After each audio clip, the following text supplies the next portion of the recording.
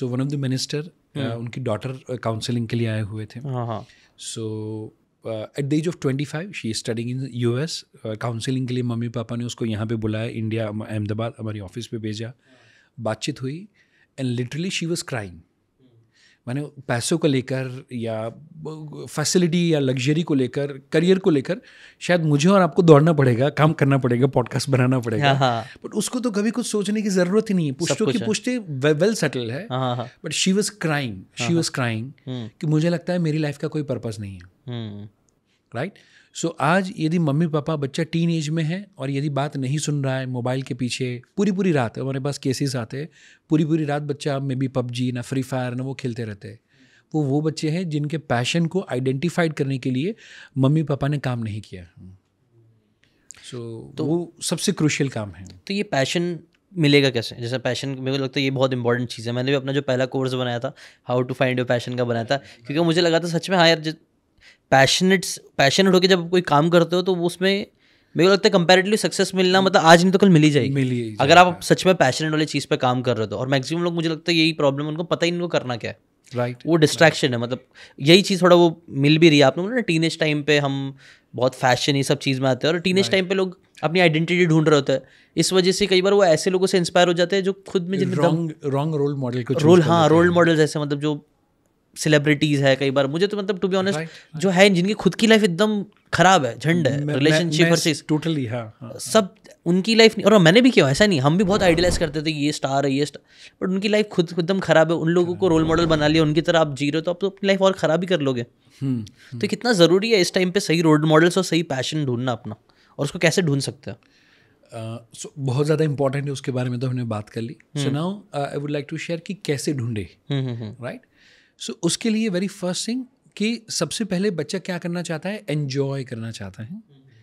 उसके बाद में क्या करना चाहता है, एक्सपीरियंस करना चाहता है, एक्सप्लोर करना चाहता है, और उसके बाद में एक्सपर्ट बनता है. सो ये E को हम 3 चीज़ को हम ध्यान में रखें. तो वेरी फर्स्ट थिंग, बच्चों का जो माइंड है वो किसी भी चीज़ के अंदर एन्जॉय करना चाहते हैं. सो मैं और आप जब खाना खाएंगे, सो वी विल थॉट कि चलो ये काम फिनिश करते हैं ताकि इसके बाद में और कोई काम कर पाए. राइट. तो हमारे दिमाग में हम जो है वो टास्क ओरिएंटेड है. Adult brain is a task oriented brain.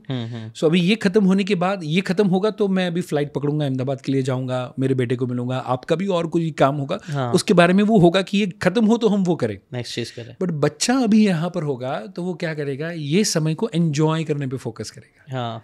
Right. वो अभी ये पल को, प्रेजेंट में रहना चाहता है. So very first thing, mummy papa यदि बच्चे के पैशन को फाइंड आउट करना है तो बच्चा कौन कौन सी चीज़ों को एंजॉय कर रहा है, that we need to search, that we need to feel, that we need to experience, and वो बच्चे के साथ में रहते वो हम काम करें. सो बच्चे को मे बी मिट्टी में खेलना पसंद है, बच्चे को दौड़ना भागना पसंद है, कोई बच्चे को आर्ट एंड क्राफ्ट पसंद है, कोई बच्चे को म्यूज़िक या सॉन्ग्स या डांस वगैरह पसंद है, कोई बच्चे को बोलना या काइंड ऑफ छोटे छोटे बच्चे भी स्टोरी टेलिंग बहुत वंडरफुल तरीके से करते हैं. मैं देखा हूँ कई सारे वीडियोस. सो हमें वो देखना है कि मेरा बच्चा कौन सी चीज़ को एंजॉय करता है, मज़ा आ रहा है उसको. वो सारी चीज़ों में हम उसको क्या करवाएंगे, एक्सपीरियंस या एक्सप्लोर करवाएंगे. सो मे बी मैंने उसको सिंगिंग के क्लास में डाला, स्विमिंग के क्लास में डाला, टेनिस के क्लास में डाला. अब नाउ यहाँ पर मैक्सिमम पेरेंट्स मुझे क्या कहते हैं, सर बच्चा 2 महीना जाता है और उसके बाद में क्या बोलता है, मन नहीं करता, मुझे और कुछ करना है. तो यदि बच्चा 1 महीने के बाद, 2 महीने के बाद बोलता है मेरा मन नहीं करता, मुझे और कुछ करना है, तो बच्चा नॉर्मल है. तो क्या है, बच्चा नॉर्मल है. मुझे बोलते हैं बच्चे तो बहुत ज़्यादा हाइपर एक्टिव है, उनका दिमाग एक जगह पे फोकस नहीं है. मैं वही पेरेंट को पूछता हूँ, क्या आपने कभी जब छोटे थे आपने कबड्डी खेला, राइट, तो क्या 2 महीने तक नॉन स्टॉप कबड्डी खेलते रहते थे? तो नो. हमें उस समय पे जज करने वाले पेरेंट नहीं थे कि भाई तू उतना हाइपर एक्टिव है कि हर 2 घंटे में गेम बदलता रहता है. और उस समय पे हम जो गेम खेलते थे that was not for the achievement, that was for the enjoyment. So पैसे ना मिले तो भी खेल खेला जा सकता है, और अचीवमेंट ना हो तो भी मज़ा आ सकता है.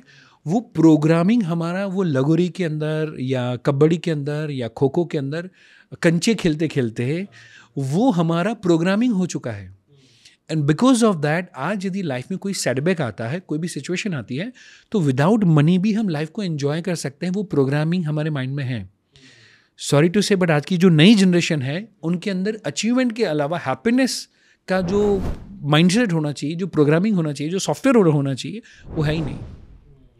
सो हमें बच्चों को वो बताना है, इसके लिए मैं रेकमेंड करता हूँ महीने की ही फीस भरनी है, एंड महीने के बाद मैं मेरे बेटे को बोलता हूँ बेटा और कुछ करना है, राइट?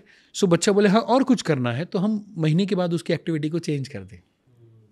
जितना ज़्यादा मल्टीपल चीज़ों को वो एक्सप्लोर एंड एक्सपीरियंस करेगा out of enjoyment, not out of force, not out of कि मिस्टर शर्मा ने उनके बच्चों को स्केटिंग में डाल दिया, वो आगे चला गया और मैं डाल दूँ, ऐसा नहीं। बट जो वो बच्चा एन्जॉय कर रहा है उसको हम एक्सपीरियंस वाले लेवल पे लेकर आए, मल्टीपल एक्सपीरियंसेस दे। एंड जब बच्चे ने टीन एज से पहले या मे बी 14-15 साल से पहले ऐसी 8-10-15-20 एक्टिविटी को एक्सप्लोर किया हुआ है, तो अब उसके माइंड में एक चीज़ को लेकर ज़्यादा लाइकिंग होगा।